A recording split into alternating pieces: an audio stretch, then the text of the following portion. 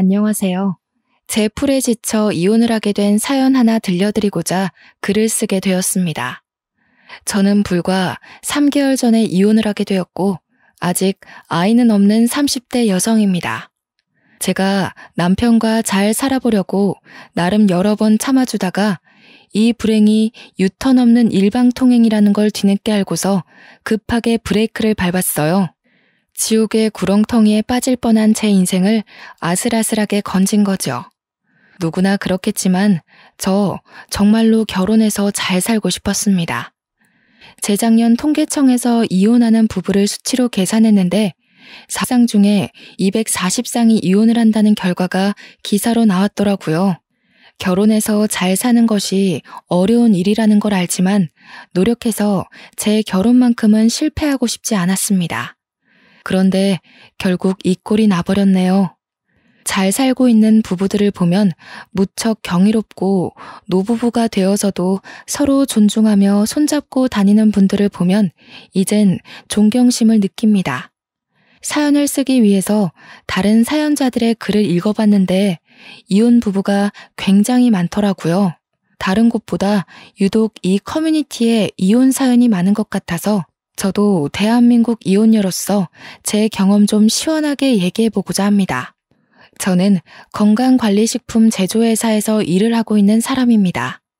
평소 주변에서도 똑부러지고 알뜰하다는 말을 많이 듣는 편이었던 저는 동료 직원들 중에서 가장 신임을 높게 사는 직원 중 한 명이었을 정도로 각별한 애정을 받았는데요. 특히나 비즈니스에 필요한 금전적 부분을 자꾸 저한테 맡겼다는 겁니다. 물론 저는 회계 쪽 분야가 아닙니다. 저도 회계는 어려워요. 돈을 잘 만지는 편이긴 하지만 그건 그냥 꼼꼼한 성격 덕입니다. 그런데 회사 다닌 지 한 2년 되니까 동료끼리 서로 어떤 사람인지 어느 정도 알게 되잖아요. 그때부터 제가 급여를 더 받고 회계 업무 보조까지 맡게 되었지 뭡니까. 딱히 번거로운 일은 아니었기에 저도 흔쾌히 한다고 했지만 제가 이렇게 칭송받을 만큼은 아닌데 싶어 민망하더라고요. 저는 제 스스로가 야무지다고 생각한 적이 한 번도 없습니다. 다른 건 잘 모르겠고 유독 돈 관리에서만 조금 더 철저했을 뿐이에요. 제가 20살 되자마자 적금 통장을 만들었다고 하면 다들 놀라더라고요. 그 적금도 금리나 혜택 다 비교해서 통장 2개로 나눠 만들었다고 하니 신기해하기도 했고요. 당시에는 다들 이렇게 돈 관리를 하는 줄 알았습니다. 그래서 오히려 놀라는 사람들을 보고 제가 더 놀랐었네요. 저는 부모님 도움이 아닌 온전히 저의 자의로 적금을 알아보고 비교하며 만들었고 알바까지 하면서 목표 돈을 모았기에 이미 만기 적금은 벌써 2개 있습니다. 3개째 통장 또한 곧 만기를 앞두고 있어요. 저는 그리 어렵게 돈을 모았다고 생각하지 않아요. 제가 어디 돈을 낭비하고 사치 부리는 사람도 아니었고 아르바이트로 버는 족족 적금으로 때려 넣었다 보니까 어느새 억대 자산이 생겨 있었던 거예요. 당연히 주식 같은 모험은 절대 안 하고 안전하게 저축만 하는 타입이라 티끌 모아 태산을 만든 장본인이라고 말씀을 드릴 수 있겠네요. 제가 돈을 더 잘 모을 수 있었던 이유에는 연애를 안 했기 때문도 있을 겁니다. 연애를 하다 보면 어쩔 수 없이 혼자일 때보다 지출이 많을 수밖에 없지 않습니까? 당시 저는 돈 모으는 재미에 푹 빠져 있었기 때문에 남자를 사귀는 것 자체가 목표에 방해가 된다고 생각했던 사람이에요. 결혼 전까지는 계속 과하게 적금을 넣으며 생활했지만 30대가 되고 나서부턴 20대 때와는 좀 다르게 효율적으로 관리하면서 돈을 사용하기도 했습니다. 비교적 젊은 나이에 수억을 가지는 것이 보통 일 아니라는 건 직장인 되고 나서부터였는데요. 주위에서 다양한 조언과 사정을 듣다 보니까 제가 같은 또래의 남들보다는 부유하다는 걸 알았습니다. 이걸 마냥 가지고 있으려고 모은 건 아니라서 그때부터 집을 하나 사볼까 부모님께 차 선물을 하나 해드릴까 고민을 하기 시작했습니다. 어떤 결정을 내리더라도 돈이 부족한 것이 아니었기 때문에 걱정이라든지 아깝다든지 하는 생각은 없었어요. 남들은 한참이나 멀게 바라보는 그 목표를 저는 언제든지 바로 읽어낼 수 있는 여건이 있던지라 그 짜릿한 느낌이 또 다르게 흥미롭더라고요. 그때까지만 해도 남자에 대한 관심은 계속 없었습니다. 돈을 왕창 모으고 그걸로 나만의 자산을 만들어내는 과정을 통해 색다른 즐거움을 알아버렸기 때문이었죠. 그런데 제게 직장 동료가 괜찮은 지인이 있다고 해서 소개를 해준다고 하는 거 아니겠어요? 저는 혼자서도 충분히 재미있는 인생을 살고 있었기 때문에 굳이 연애를 통해 제 인생에 낯선 사람을 끼워놓고 싶지 않았습니다. 정중하게 거절을 했더니 동료 직원이 저더러 그런 말을 하더군요. 지금이야 젊으니까 부모님이 내 자식 하면서 끼고 돌지. 나중에 부모님 나이 드시고 선옥 씨 시집갈 나이 되면 결혼 안 하고 있는 게 불효가 돼. 부모님도 슬슬 선옥 씨 앞날 때문에 걱정하고 계실걸? 형제도 없다면서. 자식이 혼자 남겨지게 생겼는데 어느 부모님이 마음 편하겠어. 부모님의 생각을 들어본 건 아니지만 동료 직원의 말이 꽤 일리가 있더라고요. 그때부터 생각이 많아졌던 걸로 압니다. 부모님께서 내색은 안 했지만 동료 말대로 정말 제 앞날을 걱정하고 있다면 그거야말로 사춘기 소녀 때와 같은 맥락으로 속썩이는 것이 아닐까 싶었어요. 그래서 며칠을 고심한 끝에 저는 소개를 받아봤습니다. 어쩌면 첫 남자였지만 결혼으로 이어져도 나쁘지 않았던 게 만약 결혼을 한다면 오히려 제가 남자 쪽보다 더한 자금을 가지고 갈 수 있겠다 싶어서였죠. 꿀리고 시작하는 결혼은 싫었거든요. 당시 저는 결혼 배우자로 어떤 남성 타입이 좋은지 전혀 보는 눈이 없었습니다. 그저 착하고 마음이 넓은 남자가 좋겠다고 생각했던 것 같아요. 그런데 우습게도 제 눈에 남편이 딱 그렇더라고요. 소개받고 연인으로 발전하면서도 제게 늘 잘하고 착하고 우리 부모님께도 예의 바른 사람이었거든요. 그래서 확신을 갖고 좀 더 길게 만나봤는데 남편이 그때만 해도 참 괜찮은 사람이었습니다. 남편과 연애를 하면서 솔로일 때보다는 돈을 좀 쓰게 되었는데 딱히 상관없었어요. 이성과 함께하는 재미도 돈 모으는 것만큼이나 즐거운 일이었더라고요. 늦게나마 알아버려서 오히려 적당히 소비하는 게 좋았습니다. 그렇게 4년을 지내다 보니 저희는 자연스레 서로를 결혼 대상으로 바라보게 되었습니다. 남편도 다른 동료들처럼 제가 얼마나 돈 관리를 잘하고 있는지 아주 잘 알고 있었어요. 제가 경제 관리하는 걸 늘 옆에서 지켜보기도 했고 제가 또 남편에게 돈 관리하는 팁을 알려주기도 했거든요. 돈 얘기 나올 때마다 남편이 늘상 제게 했던 말이 있었는데요.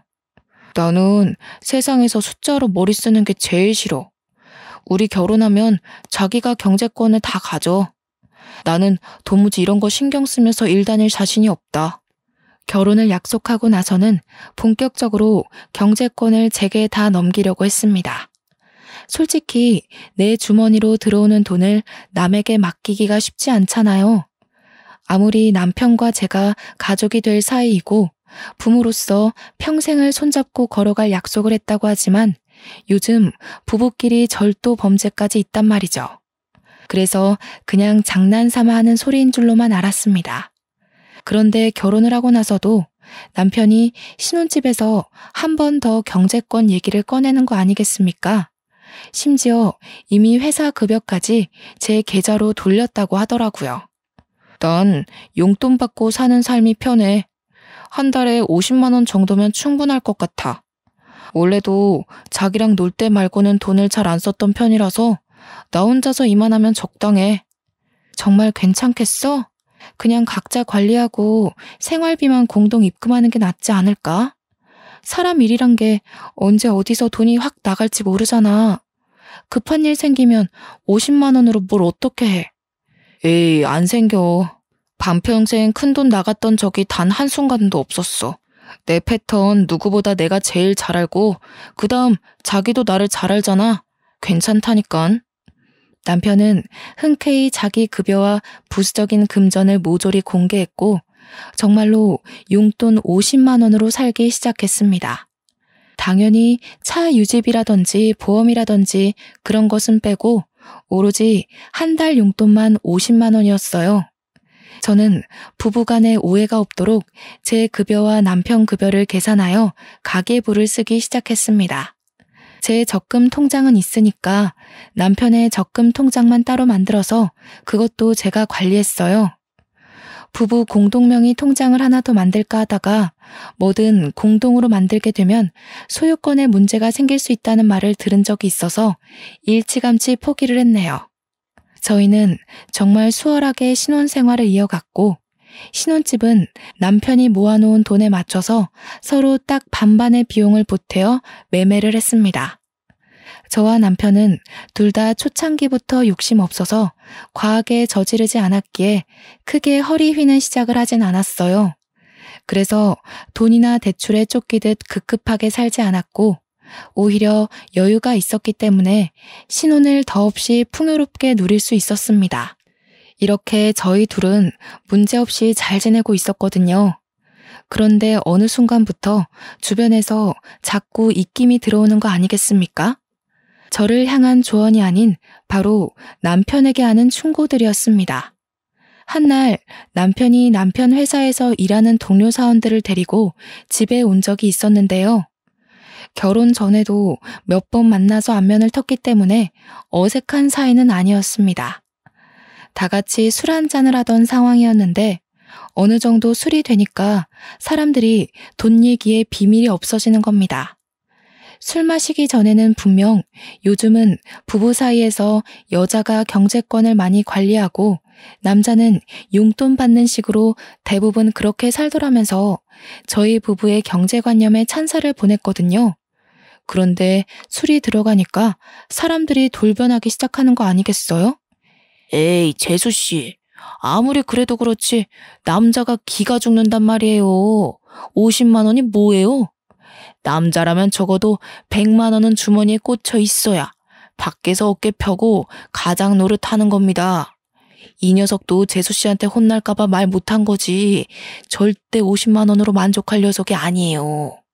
술 취해서 깔깔 웃는 동료 직원의 말에 저는 고민을 했습니다.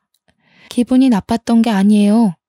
제가 남자에 대해 잘 모르니까 정말 남자의 경우 용돈이 적으면 기가 죽을 수도 있겠구나 싶더라고요. 남편이 정말 저한테 밉보일까봐 용돈 50으로 한 달 살이 충분하다고 거짓말을 한 거라면 제가 더 미안해지는 상황이었습니다. 그동안 말도 못하고 밖에서 적은 돈으로 쩔쩔맸을 거 아닙니까? 괜히 남편 눈치가 보여서 쳐다봤는데 정작 남편은 동료 직원들에게 고개를 내저으며 반대 의견을 피력했습니다. 니들이 뭘 한다고 난리야. 나 돈 그렇게 많이 안 써. 우리 와이프가 해주는 대로 맡기고 용돈 받는 게 훨씬 편하다고. 녀석 아직 신혼이라고 재수씨 편 들어주는 거 봐라. 그 마음 1년밖에 못 간다의 한 표. 부부 생활 익숙해지면 제일 먼저 걸리는 게 바로 돈이거든요. 내가 돈 관리했으면 신혼 1년도 못 보내고 파산났어. 와이프가 똑부러지게 맡아주니까 생활 요건이 너무 여유롭잖아. 니들이야말로 이러니까 매일 와이프한테 한 소리 듣는 거야. 돈 좀 작작 써라. 너 그러다가 재수씨한테 뒤통수 맞으면 어쩌려고. 혹시 알아? 재수씨가 초반에 신뢰를 엄청 줘놓고서 몰래 1, 2만 원씩 빼가고 있을지. 동료 직원들은 마치 제가 남편의 돈을 몰수해서 몰래 빼돌리고 있는 사람처럼 나쁘게 표현했습니다. 그것도 농담이라고 계속 깔깔대는데 듣다 보니 은근히 기분이 상하더라고요. 그럼에도 남편 체면 생각해서 감정 상한 거 끝까지 감추고 그들과 잘 어울려 놀았습니다.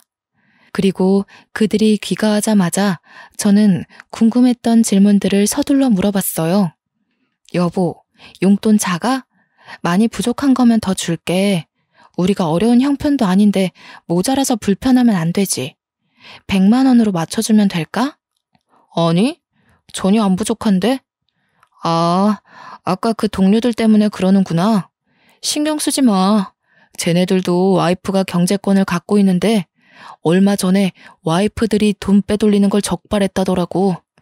그것 때문에 나더러 조심하라고 하는 소리야. 근데 나는 조심할 게 뭐 있어. 당신이 월말마다 알아서 보여주는데. 난 당신 믿어.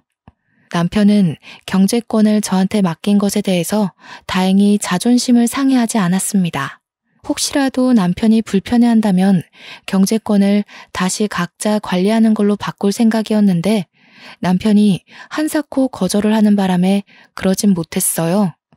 저 또한 한편으론 안심이 되었습니다. 혹시라도 남편이 사실은 동료들 말처럼 힘들었다고 한다면 왠지 좀 속상할 것 같았거든요. 저한테 말도 안 하고 남들에게 제 흉을 봤다는 것일 테니까요.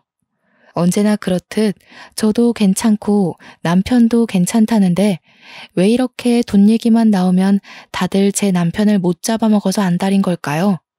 남편 동료들로 모자라 저는 시모한테도 경제권 때문에 잔소리를 들어야 했습니다. 그래서 세아기 너가 돈을 관리한다고?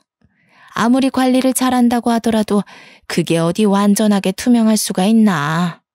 요즘 세상이 많이 달라졌다지만 누가 돈을 여자가 관리한대? 그래도 큰 돈 만지는 건 아직까진 남자가 해야지. 너희들 좀 이상하게 살림을 한다.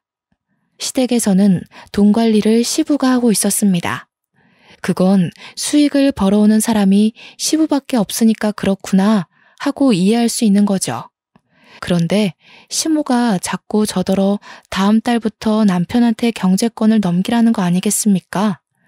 그것도 돈 관리 철저한 시부 앞에선 제게 잔소리 못하면서 시부가 자리만 비우면 저를 불러 몰래 면박을 주었어요. 어머님, 저희 정말 투명하게 공개해요. 제가 정리한 가계부 남편이 늘 챙겨보고 있고요. 걱정 마세요. 반개월을 살았는데 아직 살림엔 지장이 없는걸요. 가계부야. 일부러 틀리게 쓸 수도 있는 거니까 모르는 일이지. 깐이라는 남자가 50만 원으로 뭘 하겠니? 그렇잖아도 용돈은 올리려고요. 남편은 50이 괜찮다고 하는데 아무래도 주위 시선이 안 좋네요. 용돈 다 못 쓴다고 하더라도 그냥 가지고 있는 게 좋겠어. 사람들 말대로 무슨 일이 있을지 모르는 거니까. 아이고 답답하게도 한다. 그렇게 쥐꼬리만큼 찔끔찔끔 올렸다 내렸다 하지 말고 그냥 내 아들한테 넘기라니까. 우리 아들도 워낙 세심하고 꼼꼼해서 그런 거 잘해. 그날따라 시모가 너무 강력하게 주장하는 바람에 제가 이대로 계속 받아쳤다간 말씨름만 하게 될 것 같더라고요. 할 수 없이 한 발 물러난 저는 남편한테 시모 말대로 한번 도맡아 해보라고 했습니다. 그랬더니 시모의 표정이 순식간에 밝아지더군요. 남편한테 경제권이 넘어가는 걸로 이미 확정을 짓고서 이런저런 조언까지 하기 시작했습니다. 자기 아들이라고 어떻게든 치켜 세워주려고 하는 건 알겠는데 시모의 그런 속보이는 모습이 좀 보기 거북하더라고요. 그러나 그렇게 신이 났던 시모의 기분이 단 1분도 지나지 않아 다시 심오해졌는데요. 남편이 또 한 번 경제권 받는 걸 거절해버렸기 때문이었습니다.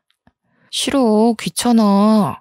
다들 왜 자꾸 했던 말 계속하게 하는지 모르겠네. 우리 집은 와이프가 똑똑하니까 알아서 잘 돌아가고 있잖아. 잘하는 사람이 해야 살림도 피는 거지. 괜히 내가 했다가 쫄딱 망하면 어쩔 거야? 아우 싫어. 어머 얘 봐라. 아직도 세상 물정을 모르네. 새아기가 경제권을 준다잖아. 네 아빠를 보고 자랐으면 알 거 아냐. 남자가 돈을 쥐고 있어야 미래가 안정되는 거야. 아빠가 남자라서 돈을 쥐고 있는 게 아니라 엄마가 돈을 허튼데 쓰니까 아빠가 관리하는 거 아니었어? 저번에 아빠가 그렇게 말하는 거 들었는데. 저는 그 자리에서 남편의 눈치 없는 발언 때문에 웃음을 참느라 애를 썼어요. 시모가 평소 웬만한 고집이 아닌데 자기 아들은 잘 못 이기더라고요. 아마 남편이 눈치 없이 직설적인 멘트를 잘 날리는 사람이라서 그렇지 않나 싶습니다. 하도 주위에서 뭐라 그러니까 저도 정말 남편한테 경제권을 맡겨볼까 했었거든요. 그런데 당사자가 저리 싫다고 발악하니 어떡합니까? 제가 어디 한두 번 물어봤겠어요? 이미 수십 번을 물었지만 남편 대답은 늘 거절로 한결같았는걸요. 그렇다고 포기할 시모가 아니더라고요. 경제권이 넘어갈랑 말랑하고 있으니까 시모도 애가 탔나 봅니다. 결국 시모한테 등짝을 맞은 뒤에야 남편은 경제권을 넘겨받는 것에 수긍했어요. 저야 뭐 괜찮았습니다. 어차피 저희는 부부이고 저희 집에 들어오는 돈이 어떻게 돌아가는지 이미 파악했잖아요. 남편한테 넘겨주더라도 어느 정도 제가 모르는 부분은 없겠다 싶었거든요. 저는 주말에 하루 날 잡아서 남편한테 경제권을 인수인계를 해주었습니다. 나름 쉽고 간단하게 이것저것 설명을 해줬는데 남편이 금세 골머리 아파하더라고요. 마치 이제 셈을 배우기 시작한 초등학생이 수업 시간에 엎드려버리는 모양새와 같았습니다. 나 도저히 안 되겠어. 당신 내가 얼마나 숫자 싫어하는지 알지? 누누이 말해줬었잖아. 그거 진짜 괜히 하는 소리 아니야. 나 학창시절에도 수학을 제일 못했어. 제가 봐도 남편이 너무 버거워하는 것 같았어요. 그럼에도 불구하고 저는 남편이 미치려고 하는 걸 잘 어르고 달래서 웬만하면 넘겨주려고 했습니다. 어머님이 당신 이런 거 소질 있다고 그랬잖아. 수학이랑 동계산은 좀 다른 개념이야. 성급하게 생각하지 말고 차차 이해해보자. 내가 다시 설명해줄게. 아, 진짜 못해. 엄마가 괜히 당신이 내 돈까지 들고 있으니까 심술 부리는 거야. 우리 엄마 돈 욕심 많은 것 때문에 아빠가 관리하는 이유도 있단 말이야. 아마 내가 경제권 들게 되면 엄마가 간섭할걸? 난 엄마 게임에 안 넘어갈 자신이 없어. 절대 못해. 시모가 남편을 두고 세심하고 꼼꼼하다고 표현을 했지만 사실 저는 남편이랑 연애하면서 딱히 남편이 돈을 효율적으로 관리한다는 느낌을 못 받았습니다. 제가 연애 때 돈 관리 팁을 많이 가르쳐줬다고 했잖아요. 가볍게 알려줬던 그 소소한 팁들도 남편은 별로 습득하질 못했어요. 그래서 이렇게 괴로워하는 것도 충분히 이해가 되었죠. 할 수 없이 제가 다시 경제권을 도맡게 되었는데요. 시모에게 이 사실을 말씀드린다면 제가 경제권을 넘기기 싫어서 남편을 기죽였다고 생각할 텐데 이건 이것대로 또 걱정이었습니다. 남편이 시댁에 알아서 잘 설명하겠다고 했는데도 그렇게 썩 위로는 안 되더군요. 남편이 말한다고 시모 성격에 바로 굽신거릴 게 아니란 걸 아니까요. 저희 부부는 잠깐의 휘몰아쳤던 돌풍을 지나고 다시 고요한 일상을 보내고 있었습니다. 그러던 어느 날 용돈 100만 원으로 올려주겠다던 제 제안을 항상 거절해왔던 남편이 홀라당 돈을 다 써버린 적이 있었는데요. 바로 교통사고가 났기 때문이었습니다. 얼마나 급했는지 남편이 제 근무 시간에 전화를 해서는 돈 좀 붙여줄 수 있겠냐고 해서 급하게 보낸 뒤에 사정을 물었던 기억이 있어요. 아, 주차 사고가 났는데 내가 실수로 상대방 차 문을 쫙 긁어버렸어. 하필 돈 좀 나가는 차를 건드리는 바람에 있는 돈으론 택도 없더라고. 뭐? 다친 곳은 없어? 당신 여태 그런 해본 적도 없는 사람이잖아. 조심 좀 하지. 혹시 다친 데 있는 거면 돈 더 보내줄까? 병원비는 있어? 다친 곳은 없어. 근무 시간일 텐데 연락해서 미안해. 워낙 급한 일이라 너무 당황해서 당신 근무 시간인지도 생각 못하고 전화를 해버렸네. 남편은 운전 경력 15년인데도 여태 문콕 사고도 없었을 만큼 안전운전 실력을 지닌 사람입니다. 달리던 차도 아니고 주차를 하다가 사고가 난 거라서 어쩌면 천만다행이지만 한편으론 의아하기도 했어요. 도대체 어디다가 정신을 빼놓고 있었길래 가만히 있는 차에 가서 사고를 낸 건지 모르겠더군요. 수리비 견적은 총 78만 원이 나왔고 용돈으론 턱없이 모자랐던 남편이 제게 받아간 돈으로 잘 해결했다고 문자를 줬습니다. 이번 일을 겪으니까 확실히 느꼈어요. 남편에게 용돈 50만 원은 적은 게 맞는 것 같았죠. 만약 제가 연락을 받지 못했더라면 여기저기 전화를 돌리면서 구차하게 남의 주머니에 손 벌렸을 거 아닙니까? 위험한 상황일 때 대비하기엔 그 용돈은 너무 아슬아슬했습니다. 그래서 저는 남편에게 말없이 다음 달부터 용돈을 100만 원으로 올려줬어요. 용돈 입금한 당일 남편이 리액션은 안 해주더라도 용돈 올렸냐고 물어나 볼 줄 알았는데 정작 이틀이 지나도 남편한테서 별다른 말이 없더라고요. 여보, 내가 용돈 올린 거 확인했어? 당신 사고 이후로 내가 생각 많이 해봤는데 아무래도 올리는 게 좋아서 100만 원 넣었거든. 몰랐어? 그랬어? 내가 입금 내역은 따로 확인 안 해서 몰랐네. 고마워. 신경 안 써줘도 된다고 했는데 내가 말이랑 행동이랑 너무 달랐지? 민망하네. 어쨌든 잘 쓸게. 입금 내역은 남편이 굳이 확인하려 들지 않아도 알림으로 뜨는 걸로 알고 있습니다. 남편이 설정해달라고 해서 제가 해줬던 기억이 나요. 그런데 입금 사실을 전혀 몰랐다뇨. 남편의 말에 여럿 의문이 들었지만 일이 바빠서 정신이 없었겠거니 그렇게만 생각하고만 넘겼습니다. 그리고 그때부터 남편은 옛날과 좀 다르게 소비 습관이 점차 변해갔어요. 100만 원은 너무 많다면서 길고 날던 남편이 100만 원도 모자라서 종종 돈 좀 보내줄 수 있냐고 연락하는 횟수가 많아졌다는 겁니다. 매번 돈을 더 붙여달라는 이유도 참 많고 다양했어요. 한날은 회식을 쏘게 되었다. 또 어떤 날엔 회사에서 단체 기부를 하게 되었다. 그리고 다음 날엔 친구가 어려워서 돈을 조금 보태줘야 했다 등등.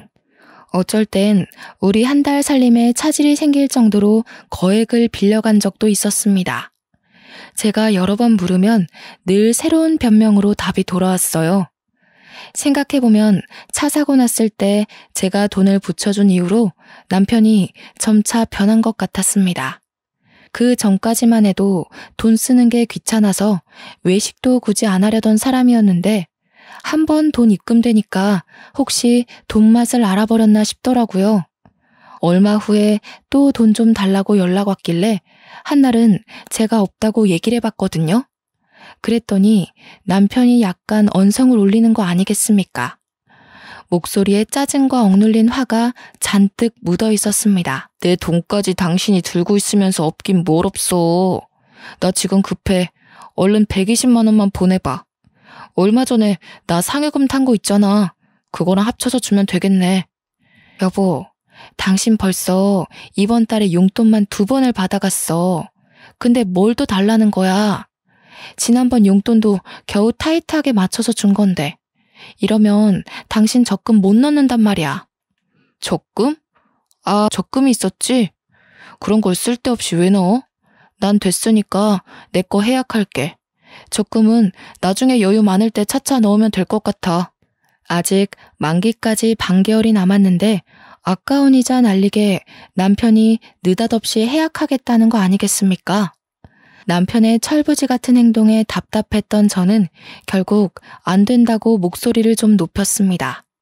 그러자 남편이 이젠 성질까지 버럭 내면서 돈에 미친 사람처럼 적금 통장을 달라고 강하게 얘기하더군요. 내가 네 돈에 손을 대냐? 내 돈으로 넣은 적금 내가 좀 쓰겠다는데 뭘 그렇게까지 빡빡하게 굴어. 오늘 집에 가면 통장 꺼내놔. 내일 내 것만 해약할 거니까. 비행 청소년도 아니고 돈 안 준다고 행패 부리는 남편의 모습에 솔직히 좀 당황했습니다. 그리고 뒤따라 붙은 감정은 그저 어처구니가 없다는 것뿐이었죠. 돈은 따로 벌고 있던 실정이었지만 여태 부부이기에 다 같은 돈이라고 생각하며 관리를 해왔습니다. 그런데 남편 생각은 다르다는 걸 그날 알았어요. 어쩌면 맞는 말이죠. 자기 돈이니까 자기가 알아서 쓰는 게 맞는 거예요. 짜증이 났던 저는 남편 말대로 그 돈이 제 돈도 아니니까 그냥 내버려 뒀습니다. 그러니 다음날 정오쯤에 정말로 해약을 해버렸더라고요.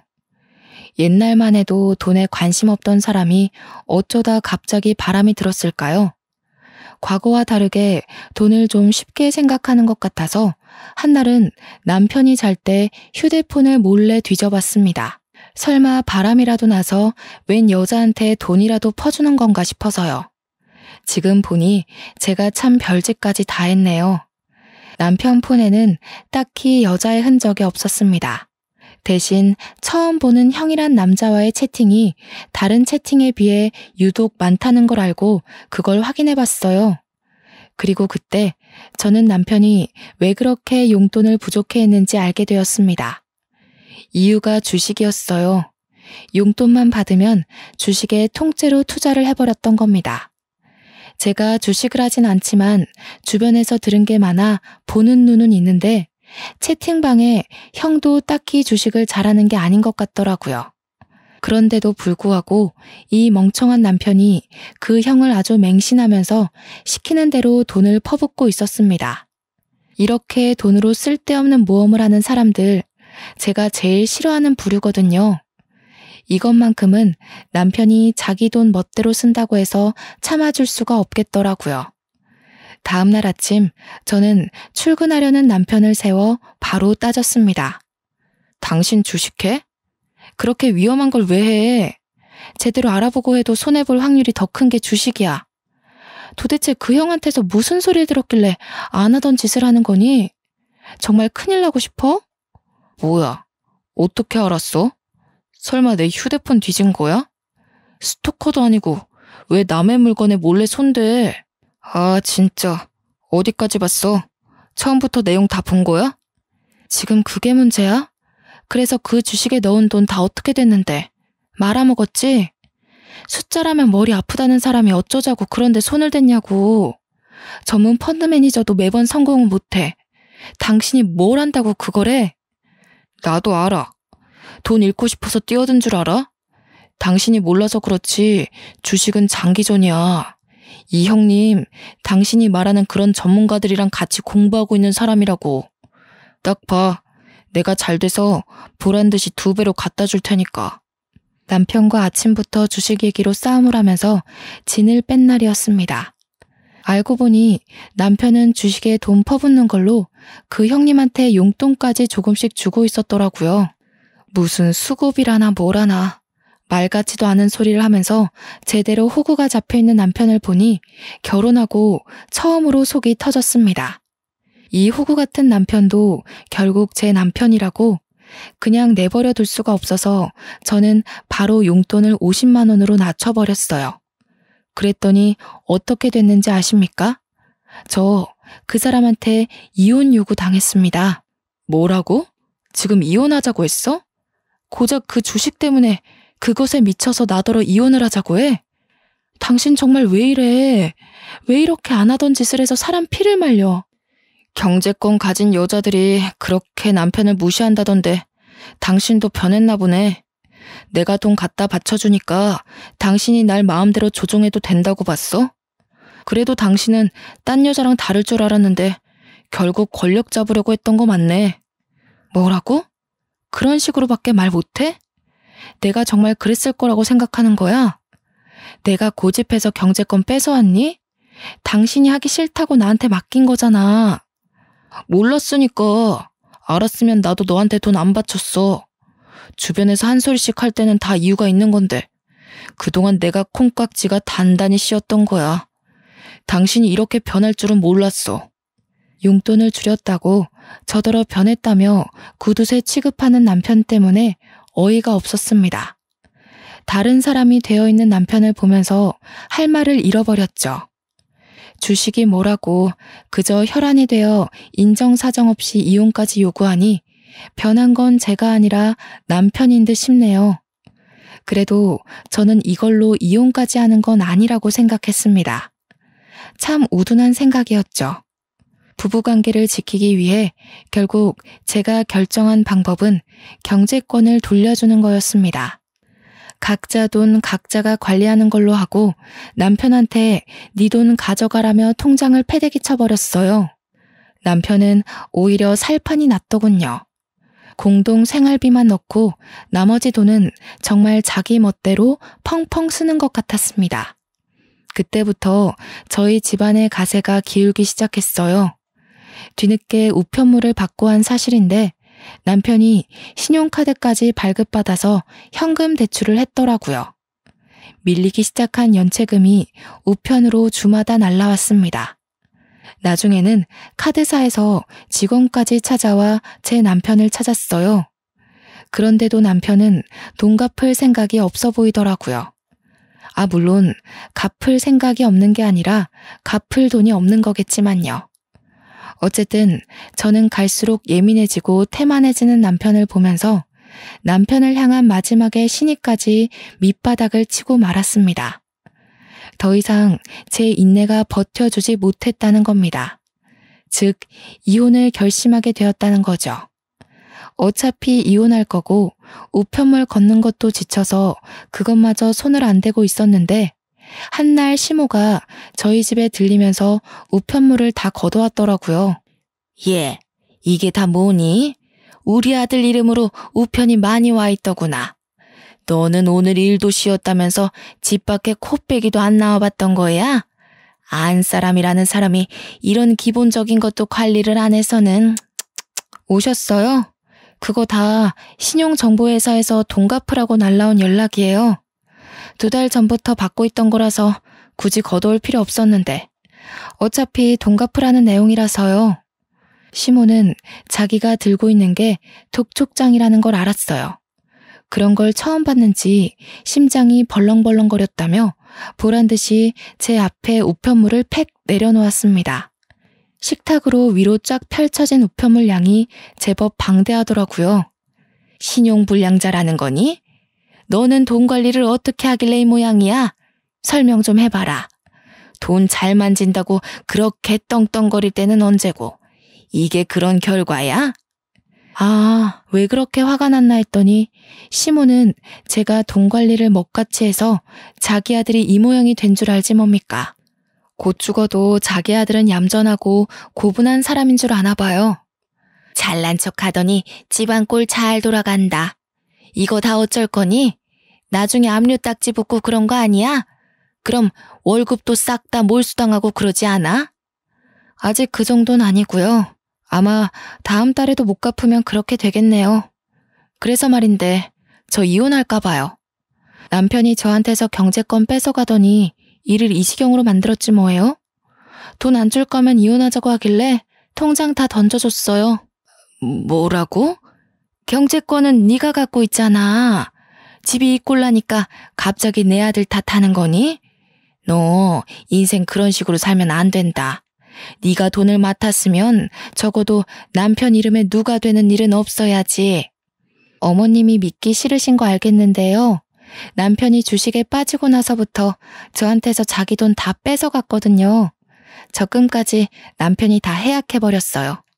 참, 어머님 여행 경비 아마 남편이 못 대줄 거예요. 남편이 알아서 어머님한테 연락한다 그랬는데 모르셨나 봐요? 제가 남편 적금 통장을 처음 개설했을 때 그걸로 남편이 시모한테다가 엄청 생색을 내놨거든요. 친구들과 해외여행 가면 자기 적금 모은 걸로 시모 여행 경비 대줄 거라고 진짜 떵떵거렸었어요. 그것에 덩달아 신났던 시모가 개모임 추진해서 연말에 해외여행 일정을 다 잡은 걸로 압니다. 그런데 남편이 적금 해약하고 다 탕진해버렸다고, 주식에 미쳐버렸다고, 누구 하나 알려주는 사람이 없었다 보니 취소를 못한 거죠. 이제 와서 취소를 하면 계약금에서 60%만 환불된다고 했습니다.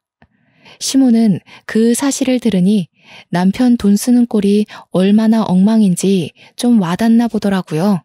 여행 경비 얘기에 얼굴이 벌개진 시모가 당황하면서 말을 막 버벅거렸습니다. 그러더니 겨우 꺼낸 말이 뭔 줄 아십니까? 끝까지 자존심은 굽히고 싶지 않았나 봐요. 저더러 그 돈을 해줘야 되는 거 아냐고 우기기 시작하대요. 자기한테 미리 알려주지 않은 건 우리 부부 둘의 잘못이니 자기 아들이 처리 못한 걸 저보고 대신 해결하라고 했습니다. 오늘 남편 퇴근하면 남남이 될 건데 제가 왜 어머님 여행 경비를 대드려요? 친구분들한테 전화 돌려달라고 하면 그건 도와드릴 수 있어요. 친구분들 돈 날리게 생기셔서 어떡해요? 남편이 똑부러지게 돈 관리를 잘했어야 하는 건데. 남편이 돈 관리하면 집안이 이렇게 파탄 난다는 걸 시모한테 똑똑히 알려주고 싶었는데 마침 기회가 잘 되었다고 봅니다. 시모는 제 주장에 더 이상 반박을 하지 못했고 울그락불그락 열만 올리다가 남편한테 전화를 걸면서 집을 박차고 나갔습니다. 그날로 퇴근하고 온 남편 앞에서 저는 잠자코 이혼서에 도장을 찍었어요. 남편한테도 찍으라고 도장과 함께 건넸더니 갑자기 남편이 돌변하면서 제 앞에 무릎을 꿇는 겁니다. 뭐 하자는 거냐고 물었더니 남편이 뜬금없이 회유를 하기 시작하더군요. 미안해. 내가 판단이 어리석었어. 돈 욕심이 있었던 게 아니라 돈 많이 벌어서 노후 편하자고 그랬던 거야. 당신 말 진작에 들었어야 하는데. 여보, 나 이제 정말 손 뗐어. 다시는 주식 안 할 거야. 그러니까 한 번만 용서해주라. 사정을 듣자 하니 남편이 주식으로 가진 돈을 전부 탕진해버렸다고 하네요. 그제서야 주식 공부한다던 형의 말을 믿으면 안 되는 거였다고 깨우쳤다지 뭡니까. 그러면서 시모한테도 욕이랑 원망을 엄청 들어먹었고 심지어 시부는 남편을 한 대 패주려고 대기 중이라고 합니다. 신용불량자까지 된 남편은 말 그대로 인생이 간당간당한 상황이었어요. 저더러 자기 구제해줄 사람 저밖에 없다고 살려달라는데 제가 그걸 왜 살려줘야 하는지 모르겠더라고요. 남편이 구구절절 주눅들어서 하는 얘기에도 동정심이 전혀 안 생기더라니까요. 엄마가 너한테 용서받을 때까지 집에도 오지 말라고 했어. 여보, 나 여보 말고는 더 이상 가진 게 없어. 그러니까 딱 한 번만 봐주면 안 될까? 절대 2번 실수하는 일은 없게 할게. 내가 원래 어떤 사람인지 당신이 잘 알잖아. 시모가 자기 아들의 문제를 뼈저리게 느꼈나 봅니다. 하긴 자기 아들 때문에 자기가 제대로 피해를 받았으니 그제서야 아들의 미련함이 보였겠죠. 그런데 어쩌나? 저는 제 돈으로 남이 싼 똥을 처리해 줄 생각이 전혀 없거든요. 그러려고 20대 청춘 즐길 거를 아껴가면서 모은 돈이 아니라서요. 질질 끄는 게 싫어서 합의 안 하면 소송할 거라고 강력하게 말했더니 돈에 무척 쪼들린 남편은 끝까지 빌더라고요. 지친 제가 그만 자리에서 일어나면서 지친다. 그냥 소송할게. 안녕. 하고 인사하니까 그제서야 급하게 합의서에 도장을 찍는 거 아니겠습니까? 아마 재산 분할된 돈으로 당장 급한 불은 끌 수 있지 않을까 싶네요. 이건 나중에 알게 된 사실인데요. 시모는 결국 해외여행을 취소하지 못했다고 하더라고요. 시부한테 욕을 왕창 들으면서 시부 돈으로 눈물을 머금고 다녀왔다고 들었습니다. 시부가 굉장히 보수적이라 돈을 헤프게 쓰는 걸 안 좋아하는 분이거든요. 그래서 유독 시부는 알뜰살뜰한 저를 좀 좋아했었습니다. 남편이랑 시모는 한동안 시부한테 저 같은 며느리를 내쫓았다고 욕먹고 쥐죽은 듯 살게 될 겁니다. 그저 잘 살아보고자 노력했을 뿐인데 돈 빨아먹는 귀신 취급을 당하게 될 줄은 몰랐네요. 남이 저를 신뢰하든 말든 남의 돈은 함부로 만지면 안 되는 건가 봅니다. 괜히 억울한 누명을 쓸 수 있다는 걸 시댁과 남편 주위의 사람들을 통해서 알았습니다. 그리고 또 아무리 좋은 사람이라 하더라도 돈 앞에서는 이면이 드러날 수 있다는 것조차 잘 배우게 되었어요. 아니지. 애초에 제 남편이 좋은 사람이 아니었는데 제가 그걸 못 알아봤던 거겠죠. 앞으로 또 이런 실수를 경험하지 않을 거란 확신은 없습니다. 다만 좀 더 지혜롭게 행동할 수 있을 것 같아요. 제가 이렇게 이혼을 하게 되었습니다. 불과 얼마 안 된 사연이에요. 아직은 이혼한 사실을 자랑스럽게 공개하는 것이 조금 조심스럽습니다. 제 삶에서 이혼이 가장 큰 돌불이었거든요. 아마 제 스스로 치유받을 시간이 좀 필요할지도 몰라요. 그래도 좋습니다. 하마터면 낭떠러지로 추락할 뻔했던 인생이 아닙니까? 그 빈무더기에서 홀로 빠져나왔다는 것 자체가 첫 번째로 제 자신에게 칭찬해주고 싶은 일입니다. 끊임없이 잘했다고 저를 보듬어주면서 다시 새 인생을 살아봐야겠어요. 사연이 너무 길었죠? 관심 가져주시고 들어주셔서 너무 감사합니다. 항상 좋은 날만 가득하세요.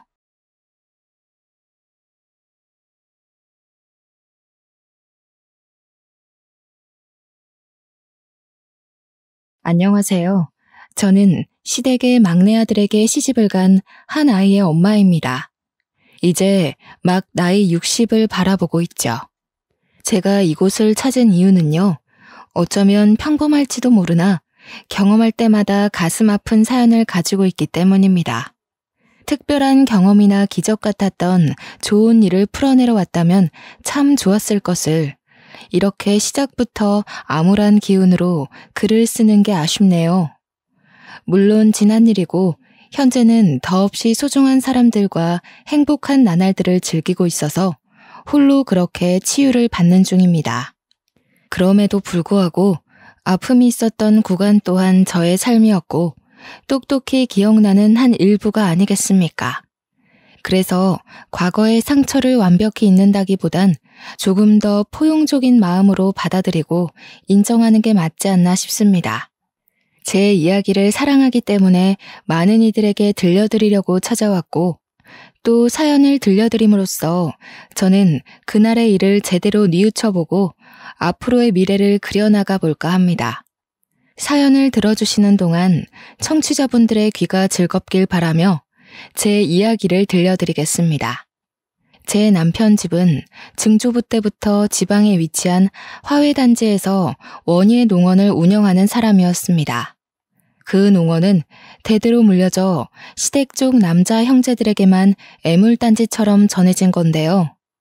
남편은 2남 1녀의 막내였는데 형님은 여자라는 이유로 아주버님은 일찍 돌아가시는 바람에 우리 남편이 농원을 물려받게 된 겁니다. 남편이 딱히 꿈이 있던 사람은 아니었습니다. 그럼에도 어쩔 수 없이 떠맡게 된 그 농원이 자기의 앞길을 막는다며 그렇게 툴툴거렸어요. 그러면서도 대대로 내려온 가보이다 보니까 차마 내치진 못했습니다. 워낙 얼굴 모르는 조상에서부터 전해져 내려온 거라 천벌받기라도 할까봐 겁이 났던 건지 그 정도의 배짱은 없었나 봅니다. 남편을 만나기 전 저는 이런 말로 표현하기 민망하지만 온실 속 화초처럼 자랐습니다. 가족들의 전적인 과잉보호 아래 취업을 하기 전까지 아무것도 모르는 순수 소녀로 컸죠. 내 입으로 말하기 뻘쭘한 소문이 하나 있는데 주위에서 저만 보면 사람들이 예쁘다고 연예인이냐며 물을 정도 외모가 수려한 편이었습니다. 이건 엄마를 닮았기 때문인 것 같아요. 엄마가 저처럼 어릴 때부터 이웃들의 눈독에 시달며 살았다고 했거든요. 그랬다 보니까 제게는 연애의 기회도 결혼의 기회도 굉장히 흔하고 많았습니다. 결혼하기 전부터 인기가 많았으니까요. 그런데도 불구하고 저는 모태솔로였습니다. 제가 과잉보호를 받은 몸이라고 했잖아요. 친정에서도 자매들 중 엄마를 유독 많이 닮은 저를 귀하게 키워서 특히 친언니가 저에게 접근하는 남자들을 모조리 쳐냈습니다. 친언니는 거의 제 보디가드 수준이었어요. 언니가 나중에 다 커서 말해줬는데 학창시절에는 저를 보러 온 남학생들 관리하느라 상상을 초월할 만큼 바빴다고 하더라고요. 저는 몰랐고 모를 수밖에 없었습니다. 언니가 늘 저 몰래 그랬을 테니까요. 그러다 언니가 결혼을 하면서 친정에서 나가게 되었고 저도 또한 취업 때문에 독립을 시작하면서 제게는 더 이상 이성적 교류를 통제하는 선은 사라지게 되었습니다. 그렇게 제 앞에 경계가 사라지고 제일 먼저 만나게 된 남자가 바로 우리 남편입니다. 남편은 당시에 취업은 하지 않은 몸이었고 시부모가 농원 운영하는 걸 도우며 친구들과 놀러 다니길 좋아했던 사람이었습니다. 그러다 우연한 기회로 저와 마주치는 일이 생겼고 그 이후 적극적으로 구애를 했던 걸로 기억합니다. 그동안 친언니가 남자를 다 쳐내는 바람에 남자를 제대로 알아볼 눈이 없었던 저는 남편의 애정에 쉽게 넘어가 버리고 말았죠. 특히 남편의 어느 부분에서 결혼을 결심하게 되었냐면 바로 친정엄마가 뇌경색으로 돌아가시게 되었을 때입니다. 힘들어하는 제 옆에서 저를 든든하게 지켜준 사람이 다른 가족도 아닌 남편이었거든요. 아빠는 진작에 돌아가셔서 안 계셨고 다른 가족들은 전부 지방에 있었기에 엄마를 최대한 빨리 모실 수 있던 건 저뿐이었습니다. 그런데 제가 너무 늦게 엄마를 발견한 거죠. 독립을 했다 보니 엄마가 집에서 쓰러져 그렇게 사경을 헤매고 있었는 줄 몰랐습니다. 은옥 씨, 걱정 말아요. 제가 계속 옆에 있을 테니까 걱정 말고 편히 울어요.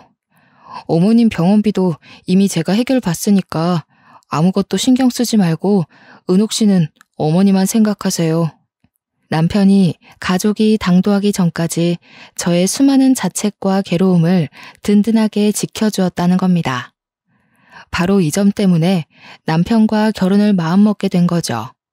이렇게 저를 살펴주는 사람과 결혼을 해야 한다고 당연하게 생각했습니다. 더 만나보지 않더라도 당시에 제 부모님을 이보다 더 신경 써줄 남자가 앞으로 없을 것 같다고 확신했거든요. 남편과 결혼을 하고 나서부터 저는 제 직장을 포기하고 남편과 같이 시부모 농원을 물려받았습니다. 저는 오히려 원래 하던 일보다 식물을 키우는 일에 더 재밌어서 만족스러웠어요. 남편의 것이 곧 제 것이기도 하기에 잘 키워서 더 번성하도록 만들고 싶었습니다.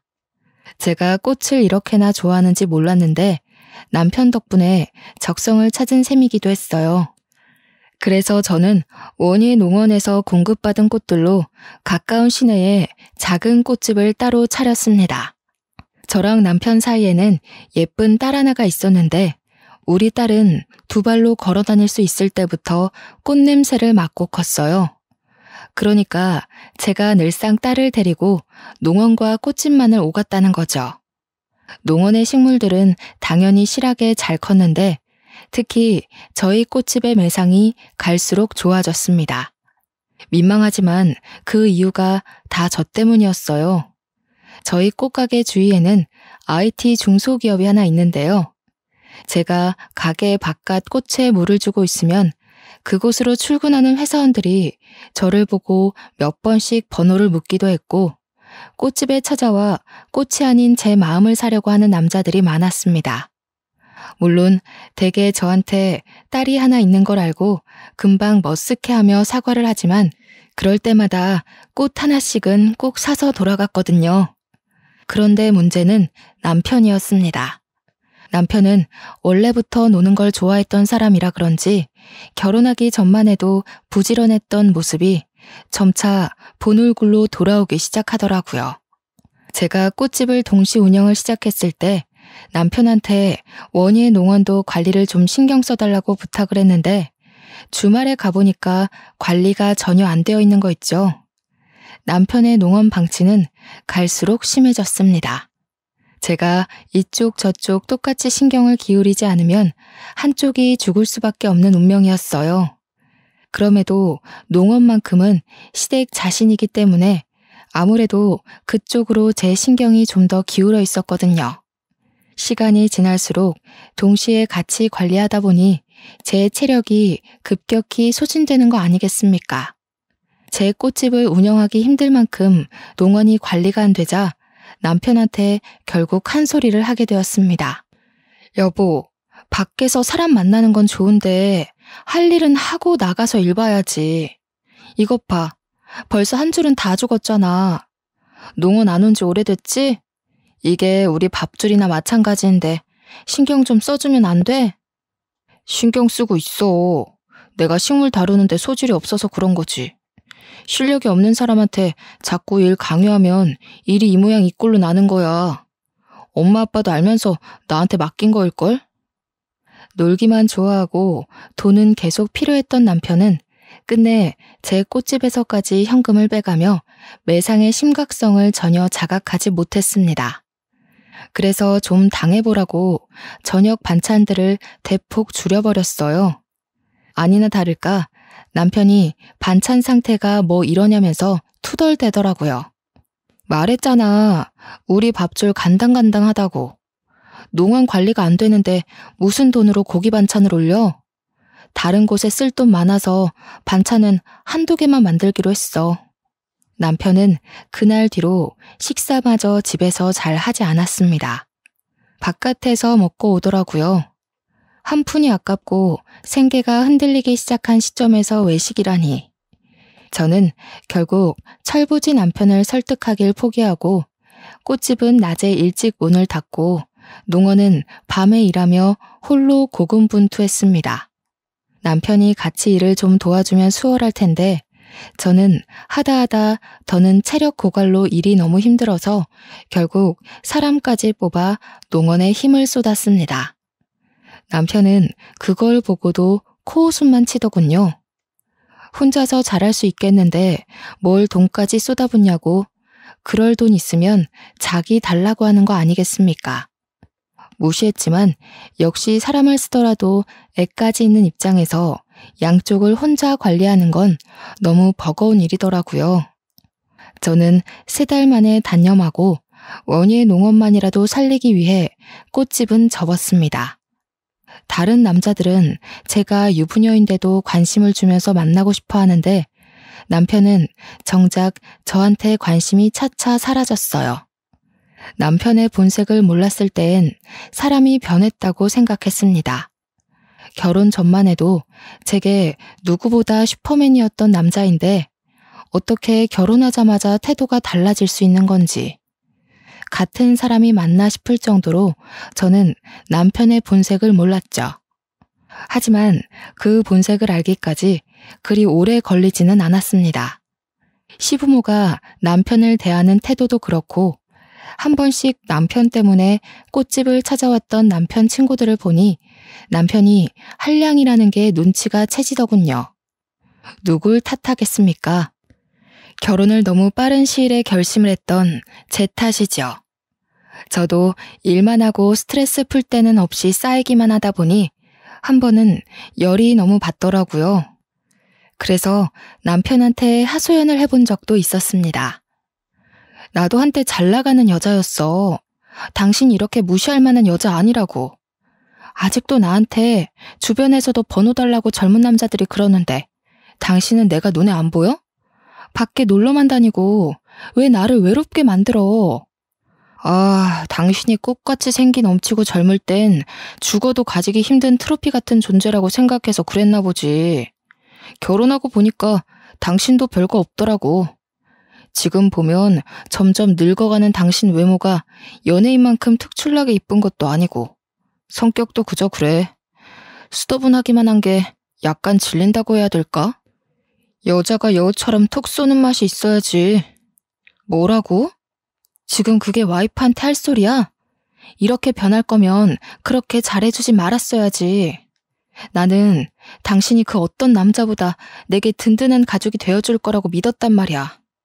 남한테 내 인생을 거는 게 얼마나 큰 마음을 먹어야 되는지 알아? 세상에 나 좋다는 남자들 차고 넘치는데 그럼에도 고작 당신을 선택했던 건 단지 듬직함 때문이었어. 그래, 아직도 네가 꽃 같은 줄 아니까 그런 자만심을 보이는 거겠지.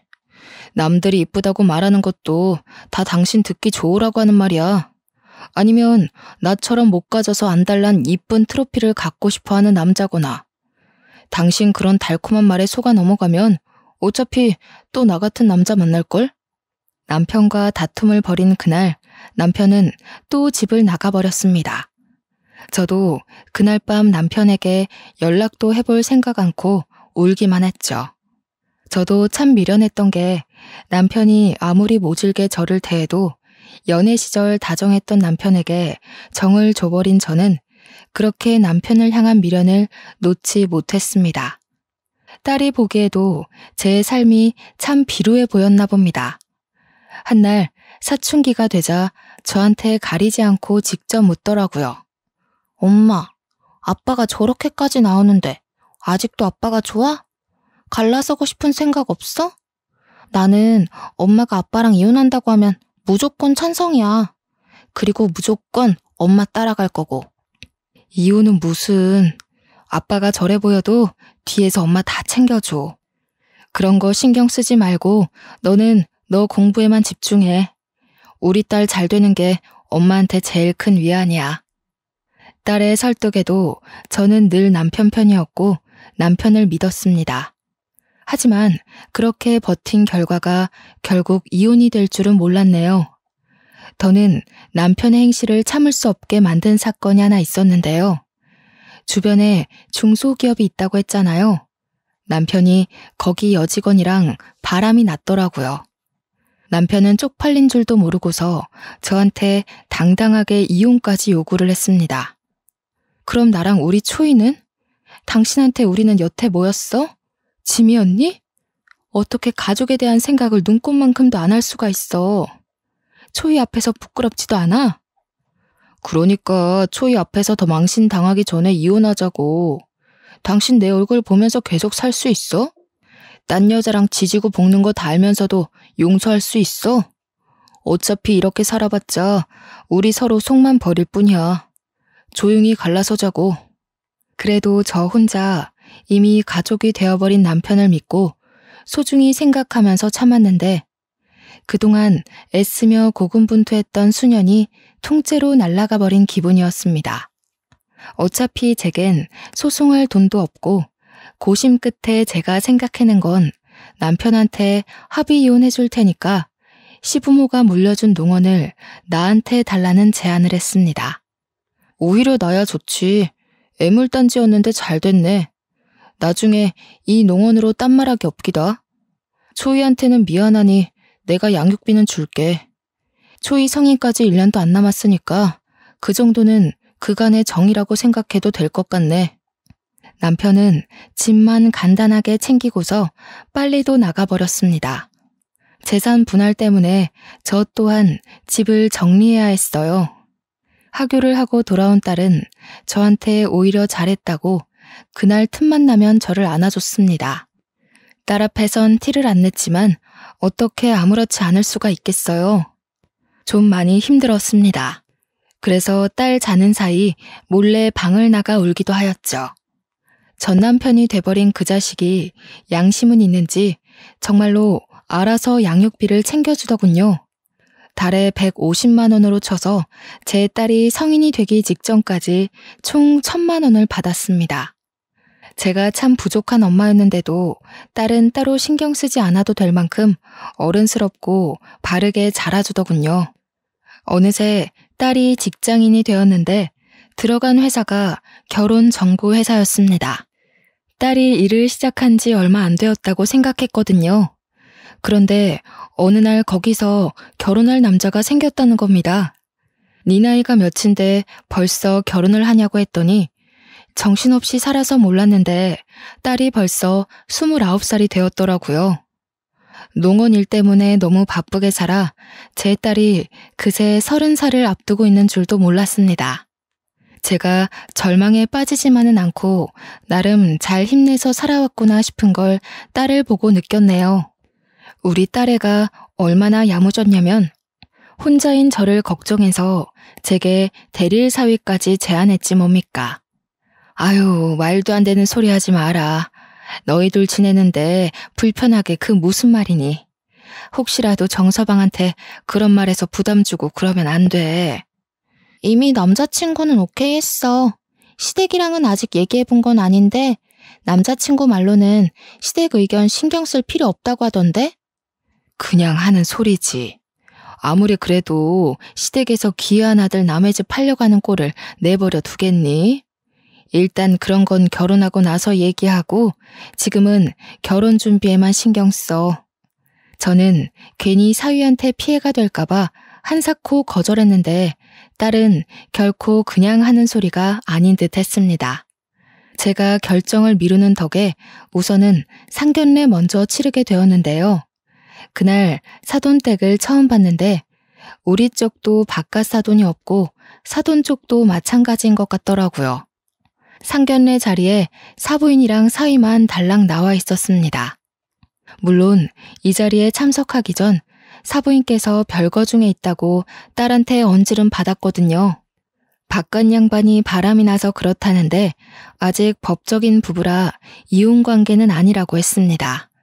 바람났다는 바깥 사돈의 얘기에 문득 제 전남편의 기억이 나서 순간 언짢았는데 사부인이 저와 같은 처지의 여자라고 하니 금세 마음이 가고 편해지더라고요.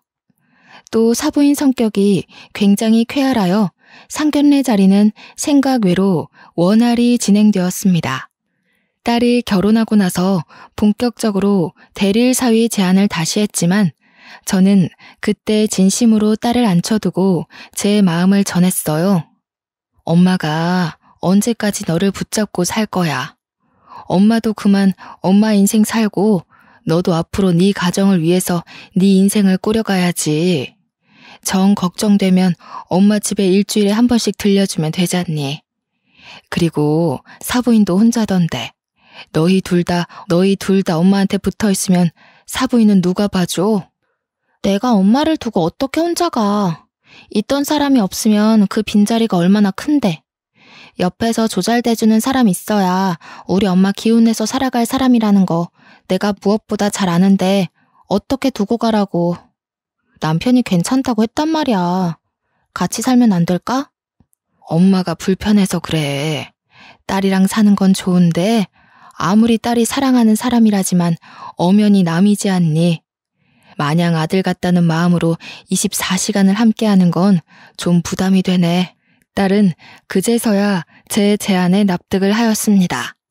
저와 떨어지는 것과 홀로 두는 걸 무척이나 속상해했지만 끝내 저의 뜻을 따라주었고 시댁으로 합가를 하게 되었죠.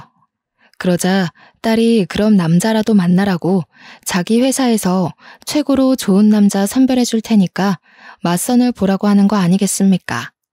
거절하면 또 엄마한테 붙어 살겠다고 할까봐 일단은 알겠다고 하고 딸을 진정시키느라 진땀 뺐어요. 그렇다고 딸이 정말로 남자를 소개시켜줄지는 몰랐습니다. 사위와 딸이 힘보태서 함께 자리를 마련해줬는데 나 부끄러워서 가기 싫었지만 사위가 직접 저를 데리러 오는 바람에 갈 수밖에 없었습니다. 그때 만난 남자의 첫인상은 그동안 배 나온 전남편 때문에 남자에게 질려있던 저의 고정관념을 바사삭 깨주었는데요.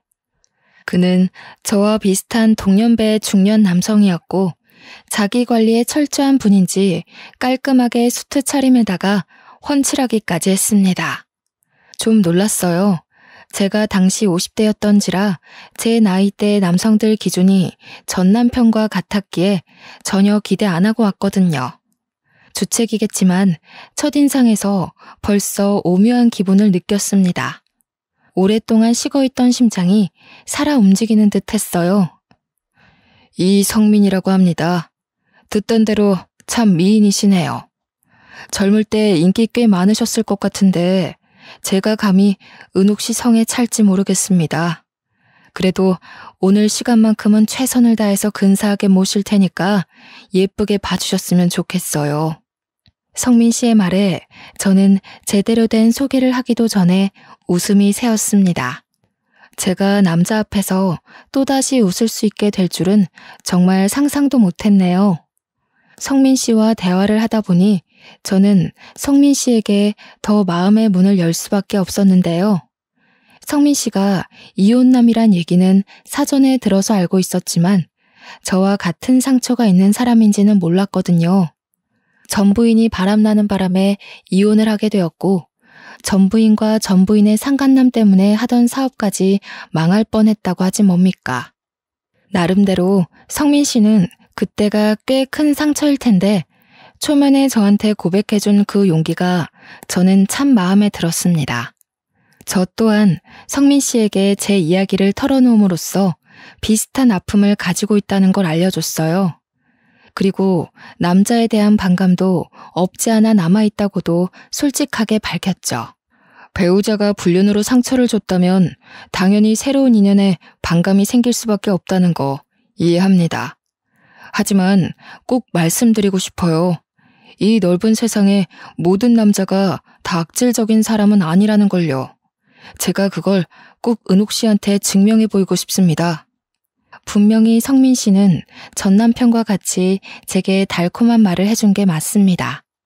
이쯤에서 하필 전 남편이 경고했던 나를 꼬시기 위해 접근하는 남자일지 모른다는 말이 떠오르더군요. 그럼에도 제가 남자를 한 번 더 믿어보게 된 건 전 남편과 다른 점을 하나 발견했기 때문이었어요. 저한테는 전 부인이 첫 여자였어요. 결혼 생활 한 1년 했는데 그 여자가 결혼 전만 해도 참 조신한 사람이었거든요. 그런데 결혼하고 나니 돌변하더라고요. 알고 보니 저와 결혼해서 돈 타먹으려고 접근한 거였지 뭐예요. 저와 닮아도 너무 닮은 상처를 가지고 있었기 때문에 성민 씨가 내민 손을 제가 잡았던 것 같습니다. 저희는 서로 낙오된 상처를 보듬어 주느라 시간 가는 줄 모르고 얘기를 했어요. 같은 아픔을 가졌다는 것 외에도 공통점이 너무 많더라고요. 전 남편이랑은 생활 습관부터 소비 습관 등등 같은 게 하나도 없었는데 이런 남자도 세상에 있을 수 있구나 싶은 생각이 들었습니다. 그게 마음이 잘 통한다는 시그널인 줄도 모르고 저희는 만남을 길게 지속해갔고 결국 성민 씨에게 청혼을 받게 되었죠. 제 인생 두 번째 남자였습니다. 성민 씨가 너무 괜찮은 사람이란 걸 알고 있고 만남을 이어온 지 4년이 되어도 한결같다는 거 압니다. 그러나 이미 전 남편한테 대인 것이 있기 때문에 또 같은 실수를 반복하는 꼴이 될까봐 선뜻 청혼에 응하기가 망설여지더군요. 그게 너무 표정으로 드러났나 봐요. 제 마음을 눈치챈 성민 씨는 제가 준비될 때까지 재촉하지 않고 1년을 더 기다려 주었습니다. 성민 씨의 일관된 마음 덕분에 저 또한 성민 씨에 대한 확신을 얻고 재혼을 결정하게 되었네요. 저희 기쁜 소식과 함께 딸에게도 기쁜 소식이 들려왔는데요. 바로 딸이 임신을 했다는 거 아니겠습니까? 너무너무 축하하지만 금세 걱정이 되더라고요. 눈에 넣어도 안 아플 딸이 앞으로 산모로서 감내해야 할 힘든 시간을 보내야 한다는 생각에 마음이 안 좋았습니다. 그때도 성민 씨가 제게 큰 의지가 되어 주었어요.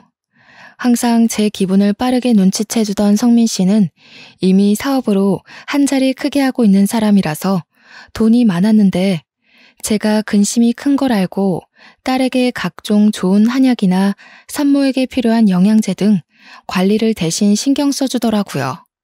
딸도 자기가 저한테 맺어준 남자였기 때문인지 성민 씨를 새아빠로 받아들이는 건 금방이었습니다. 제가 봐도 둘은 어색함 없이 부녀 관계로 잘 적응해가고 있었어요. 성민 씨 때문에 하루하루 제가 얼마나 소중한 여자인지 느끼며 결혼 생활을 했습니다. 전과는 비교도 안 될 만큼 행복한 삶이었죠. 그러나 또 너무 건강하기만 하면 작은 돌부리에 걸려 넘어져도 크게 아프지 않습니까? 아니나 다를까 전 남편 때문에 고생했던 저의 인생도 조금씩 피고 있는 건가 싶던 시기에 심장 철렁할 불행이 닥쳐왔는데요. 그건 바로 딸의 전화로 시작되었습니다. 엄마, 어머님이 아무래도 남자 생겼나 봐. 애한테 자꾸 여자는 남자한테 대우받고 살아야 된다면서 이상한 소리를 하는 거 있지? 그것 때문에 요즘 미치겠어. 잠깐 애를 두고 주방에서 일도 못 봐. 돌아서면 남자 얘기를 하는데 아직 우리 애 5살이잖아. 뭐? 사부인이? 어머나, 아무리 그래도 애 앞에서 할 말 못할 말도 구분 못하고 그게 뭔 소리라니.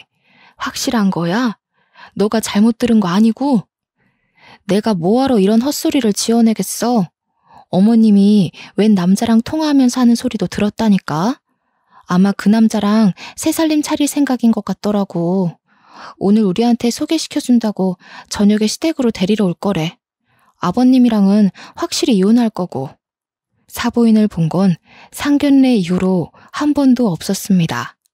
제게 사부인은 그저 쾌활한 사람이었고 또 바깥 사돈이 바람 펴서 별거를 했다길래 사부인도 저처럼 상처 때문에 슬프게만 지내고 있을 거라 생각했어요. 그런데 새살림이라니. 솔직히 아직 이혼을 한 것도 아닌데 벌써 새로운 남자와 살림을 차릴 거라는 게 저는 좀 이해하기 어려웠습니다. 그리고 그날 저녁 딸에게서 온 전화는 저를 사부인 댁까지 찾아가게 만들었죠.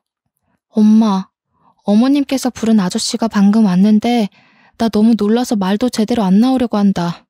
아빠가 왔어. 말도 안 된다고 생각할 수도 있지만 아빠가 맞아. 처음엔 잘못 들은 줄 알았습니다.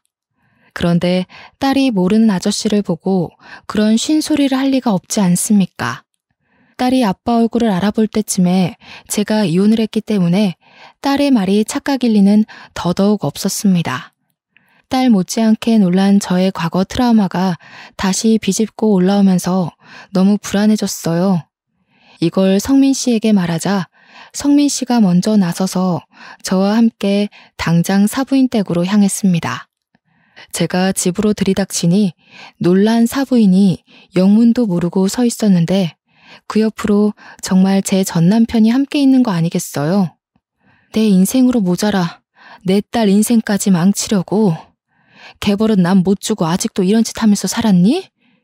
네가 뭘 하고 살든 내 알 바 아닌데 양심이 있으면 우리 앞에 다시는 나타나지 말았어야지.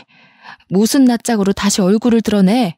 저는 전 남편한테 무작정 막말을 퍼부으며 제 딸을 보호했습니다. 그리고 그때 예상치 못한 일이 발생했는데요. 잠자코 저를 따라와줬던 성민 씨가 급발진하며 나서서 전 남편의 멱살을 잡는 거 아니겠습니까? 너 이 자식, 네가 여기 왜 있어? 또 누구 인생 망치려고 여기서 나타나? 네가 은옥 씨 전 남편이냐? 은옥 씨한테 상처 주면서까지 내 가정 파탄 내놓고 이제 와서 또 은옥 씨를 건드리겠다. 내가 너 다시 만나면 가만 안 둔다고 했지? 아씨 뭐야? 둘이 뭐야? 어쩌다가 이렇게. 나는 모르는 일이야. 두 사람이 이 집이랑 무슨 관련이 있는지도 모르고 온 거라고. 놀랍게도 제 전남편이 성민 씨의 전부인과 바람난 남자였더라고요. 성민 씨는 전남편을 상간남 소송과 사기죄로 고소하는 과정에서 얼굴 본 적이 있다고 했습니다. 전남편도 성민 씨의 얼굴을 보고 기억이 났는지 당황하면서 자기의 억울한 주장을 피력하더군요. 그러기도 잠시 금세 얼굴색 바꾸고는 뻔뻔하게 성민 씨와 저를 보고서 큰 소리로 비웃기 시작했습니다. 버림받은 처지끼리 들러붙어서 잘도 가정 이뤘나 보네. 초이는 어디에 내다 버렸대? 자식까지 버리면서 새 남자 만나고 싶었나 봐. 듣자 하니 전 남편은 당시 같은 공간에 있는 제 딸이 너무 훌쩍 커버려서 자기 친딸인지도 모르는 듯 했습니다. 몰라볼 수 있을 만큼 딸이 잘 자라주긴 했지만 그래도 자기 자식을 못 알아보고 헛소리하는 남편이 참 한심하더군요. 내가 당신처럼 몰상식한 부모인 줄 알아? 어디다 대고 나를 똑같은 취급해. 그러는 당신은 여태 못나서 아직도 부끄러운 줄도 모르고 또 상스러운 짓을 하고 있었어? 사부인도 실망입니다. 아직 이혼도 안 했다면서 저런 쓰레기 같은 남자를 만나서 살림 차릴 생각을 하다뇨. 제 딸이랑 손녀가 대체 뭘 보고 배우겠습니까? 어머머, 사부인 말 우습게 하네요. 내가 어디 피해주면서 사람을 만났습니까? 사실상 나는 이미 이혼을 한 몸이에요. 이렇게 홀로 산 지가 몇 년인데 함부로 얘기하지 말아요. 그리고 내 며느리랑 손녀가 뭘 못 배운다는 건데요. 내가 무슨 실수를 했다고. 나는요, 내 딸한테 더는 추접한 사람들 보여주기 싫거든요. 이미 망한 제 첫 결혼을 보여주는 것도 죄스러운데 더는 이런 부정행위 알게 하고 싶지 않다고요. 시어머니란 사람이 나이 한참 어린 며느리 앞에서 대체 뭐 하는 짓입니까? 저와 사부인의 말다툼에 잠자코 듣고 있던 전 남편은 제 딸의 얼굴을 유심히 살피더니 두 눈이 떨리기 시작하더군요. 그러다 곧 자신의 며느리가 될 여자가 제 친자식인 걸 알고 얼굴이 사색이 되었죠. 아니, 잠깐만. 그럼 아가씨가, 아니. 그럼 너가 초이란 말이니? 내 딸이라고? 말도 안 돼. 옛날에 그 촌스럽던 얼굴이 하나도 없는데 어떻게 이리? 그 더러운 입에 제 이름 올리지 마시죠. 저희 엄마랑 아빠더러 버림받은 사람끼리 나란히 잘 만났다고 하셨나요? 제가 보기에 끼리끼리 만난 건 그쪽이랑 어머님이 아닌가 싶은데요. 불륜을 숨쉬듯이 저지르는 사람끼리 참 잘 만나셨어요. 사이좋게 소송당하시면 되겠네요. 전 남편은 그대로 얼어붙었고 사부인은 소송이라는 말에 깜짝 놀라서 당황하는 것 같더니 곧 위자료 줄 돈이 없으니까 차라리 깜빵 보내라면서 우리한테 줄 돈 같은 거 없다고 떵떵거리더군요. 불륜이란 증거가 없다고 배째라는 식으로 말하고 있었습니다. 우기는 게 얼마나 전 남편과 똑같던지 웃음도 안 나왔어요. 증거가 있으면 소송하긴 편하겠다고 생각했는데 그 순간 듣고 있던 딸이 자기 시모에게 알겠다고 말하고 혹시 몰라서 몰래 휴대폰으로 녹음하고 있었다며 대담한 기질을 발휘해놨지 뭡니까. 심지어 그 목소리 녹음해놓은 걸 급하게 오고 있는 사위한테 발송했다고도 했습니다. 그래서 한바탕 난장판이 끝나가던 와중 사위가 도착해 또 한 번의 전쟁이 일었는데요. 사위 입에서 저는 제 사연보다 더한 사연을 듣게 되었습니다. 어머니, 너무 실망입니다. 정말 제가 모를 거라고 생각하셨어요? 자식들한테 아버지를 바람핀 불륜남 이미지 만들어 놓고 본인은 평생 떵떵거리고 살고 싶었나 본데 실패하셨네요. 며칠 전에 아버지한테서 연락받았습니다. 어머니가 불륜녀였다면서요? 어떻게 10년 넘게 저한테 거짓말을 하실 수가 있어요? 뭐라고? 네가 그 양반이랑 어떻게 연락을 했다는 거야? 그 양반한테 내가 니들 앞에 나타난 일 없게 하라고 돈까지 줬는데? 아버지 말대로 어머니가 틀린 게 맞네요. 아버지를 죽도록 옥망하는 저를 보고 속으로 많이 비웃으셨겠어요. 자식들 다 속여가면서 불륜녀인 거 숨겨봤자 손바닥으로 하늘 가리는 겁니다. 오늘부로 저는 어머니를 죽을 때까지 보지 않을 거예요. 이제부터 자식은 없다고 생각하세요. 저 남자 데리고 가서 죽든 말든 혼자 알아서 사시라고요. 사위의 말에 사부인은 절망하며 자기 아들을 붙잡았고 뿌리치는 사위에게 넙죽 엎드리며 엄마가 잘못했다고 사정하기 시작했습니다. 전 남편은 자기 딸 앞에서 창피하기라도 한 건지 아무 말 없이 고개만 숙이고 있더군요. 전 남편이 저와 이혼한 뒤에 어디 나이트클럽에서 일을 했다는데 사장도 아니고 사장 밑에 뒤치다꺼리하는 사람으로 있었다고 하더라고요. 성민 씨 얘기를 듣고 알았습니다. 과거 일로 단단히 화가 난 성민 씨는 제 남편을 경찰에 신고했고 나이트클럽을 고발하는 바람에 그곳에 형사들이 현장 수색까지 갔습니다. 전 남편 사업장은 마른 하늘의 날벼락식으로 수색을 당했는데 거기서 부정행위가 대거 발각이 되었지 뭡니까? 알고 보니 전 남편은 경찰들의 눈을 피해 불법 도박장 운영까지 하고 있었고 그 나이트는 불륜의 메카로 유명한 곳이었습니다. 많은 남녀가 불륜을 밥 먹듯이 하러 드나들던 곳이더라고요. 전 남편 때문에 거기 사장까지 전 남편이랑 손잡고 깜빵 가게 된 거죠. 게다가 전 남편은 위자료 때문에 형량이 훨씬 더 늘어났고 시모 또한 정말 위자료 갚아줄 돈이 없어서 교도소를 갈 수밖에 없는 사정이었습니다. 그렇게 난리도 아닌 난리를 겪고 나니 문득 딸의 마음이 걱정되더라고요. 저는 딸에게 전 남편의 못난 모습을 대신 사과했습니다. 혹시라도 친부의 망가진 모습 때문에 딸 마음이 속상하진 않을까 싶어서 위로하려고 했죠. 그런데 딸은 제 생각보다 더 강인한 아이더라고요. 엄마는 괜찮아? 나는 피 섞였다고 무조건 아빠로 모셔야 된다고 생각 안 해. 진작에 친부 같은 거 잊은 지 오래야. 그리고 내가 친부를 기억하면 새아빠 입장에서 얼마나 속상하겠어. 나는 지금 엄마 옆을 지켜주는 아빠가 더 중요해. 개버릇 못 고치는 그런 아저씨 말고. 엄마가 알아서 다 처리했어야 하는 건데 너한테 2번이나 그런 꼴 보게 해서 그러지. 그나저나 사돈댁이 풍비박산 난 꼴이라 어쩐다니? 정서방 마음도 안 좋을 것 같은데. 남편이랑 상의했는데 아버님 모시고 지내기로 했어. 아버님께서 혼자 뱃일하면서 외롭게 사셨더라고. 이제부터라도 모시면서 남편이랑 아버님이랑 잘 지내보려고. 아버님이 우리 딸 엄청 예뻐해. 뱃일하면서 버신 돈으로 계속 애 장난감 사준다니깐. 어머나, 좋은 분 같아서 정말 다행이다.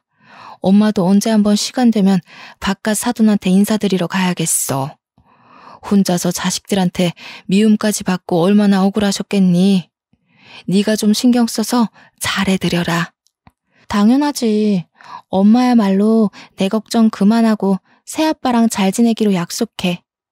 나 진짜 새아빠 없었으면 어쩔 뻔했어. 내가 엄마 걱정 덜고 편히 지낼 수 있는 것도 다 새아빠 덕분이야. 아빠, 우리 엄마 계속해서 잘 좀 부탁드려요. 그럼 당연하지. 네 엄마한테는 내가 아직도 해주고 싶은 게 많아. 하루가 모자라서 매일매일 바쁘거든. 그러니까 초이도 엄마 보고 싶으면 아빠한테 허락받고 만나. 성민 씨의 농담 섞인 말에 딸이 키들거리면서 즐거워했습니다. 제가 확실히 복을 가지고 있긴 하다는 걸 그때 느꼈어요. 과거와 다르게 트라우마를 떠올려도 저를 살펴주고 일으켜주는 사람들이 주위에 있다 보니까 힘들었던 과거가 제법 무뎌지더라고요. 물론 기억이 흐릿해지는 건 아니었습니다. 그래도 제 얼굴에 웃음이 진다는 정말 많은 발전이에요. 성민 씨를 만나기 전까진 딸이 없을 때 한 번씩 울고 그랬거든요. 그리고 소중한 사람들 덕분에 미뤄둔 숙제를 끝내버린 것 같아서 시원하기도 했습니다. 과거 전 남편의 행실에 대해 복수란 걸 생각도 안 하고 있었거든요. 그저 농원 넘겨받은 걸로 만족하려고 했단 말이죠. 자포자기였던 제가 뜻하지 않게 좋은 인연과 자랑스러운 딸이 있어 마지막 남은 응어리를 싹 씻어내리지 않았나 싶어요. 당연히 농원은 아직도 제가 관리 중입니다. 성민 씨가 인력을 구해주는 덕에 제가 오너로 직원들에게 보고를 받는 식으로 가꾸고 있어요. 그리고 저는 전 남편 때문에 어쩔 수 없이 접었던 꽃집을 다시 운영하게 되었는데요. 집이랑 가까운 곳에 자리를 구해서 작게 꽃집을 하는데 지금은 시대가 많이 좋아졌는지 사람들이 온라인으로도 꽃을 많이 판매하더라고요. 그래서 최근에는 우리 사위한테 부탁해서 시간 날 때마다 컴퓨터를 배우고 있습니다. 사위가 가끔씩 저한테 미인이신데 똑똑하기까지 하세요 라고 입에 바른 칭찬을 해줄 때면 아부인 줄 알면서도 그렇게 민망하답니다. 아, 그리고 지금 딸이 손녀 때문에 일을 중단한 상태거든요.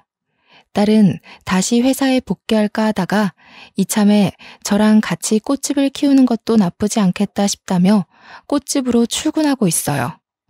저야 손녀를 매일 볼 수 있으니까 좋다만 딸의 훌륭한 경력을 괜히 단절시키는 것 같아서 미안하더라고요.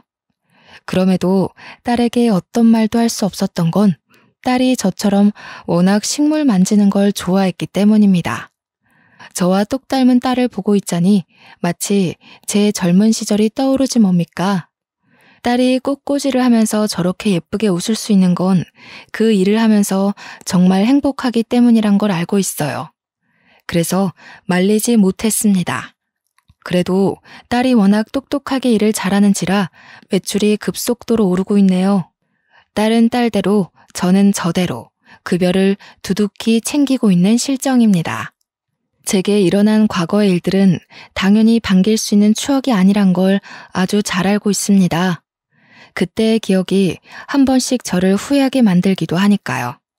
그럼에도 제가 인사말에 제 이야기를 사랑한다고 말했던 것은 이 모든 걸 지금의 행복까지 오기 위한 과정이었다고 생각하기 때문입니다. 상처는 스스로가 생각하기 나름인 것 같아요. 힘든 시간을 결국 나의 과정으로 보고 포기하지 않는다면 반드시 원하는 결과에 도달하는 내가 되어 있을 거라고 확신할 수 있습니다. 당연히 그게 어떤 모양으로든 꼭 행복할 거라고 믿어야 된다는 건 전제로 깔아야 한다는 거 아시죠? 주위에서 주는 아픔이 너무 크더라도 거기서 당장 나은 삶으로 탈바꿈 되길 원하는 건 사실상 불가능하다고 봅니다. 제가 아픔을 얻기까지 해도 그만한 기간이 있었을 거잖아요. 생채기 하나 없던 시절로 돌아가기 위한 갱생 시간은 좀 진득하게 인내해야 한다는 걸 꼭 알아주세요. 그렇다면 결과는 반드시 예쁜 꽃을 피우게 될 겁니다. 사연을 쓰면서도 저는 더 이상 트라우마를 느끼지 않았습니다. 그때의 기억이 오히려 하나의 장면으로 사진처럼만 지나갈 뿐이네요. 그래서 저는 저를 밝히는 이 시간 또한 즐거웠다고 말씀드리고 싶습니다. 청취자분들도 제 사연을 듣고 꼭 희망을 가졌으면 좋겠어요. 그럼 여러분 모두 꽃길까지 힘내서 걸어가시길 응원하겠습니다. 감사합니다.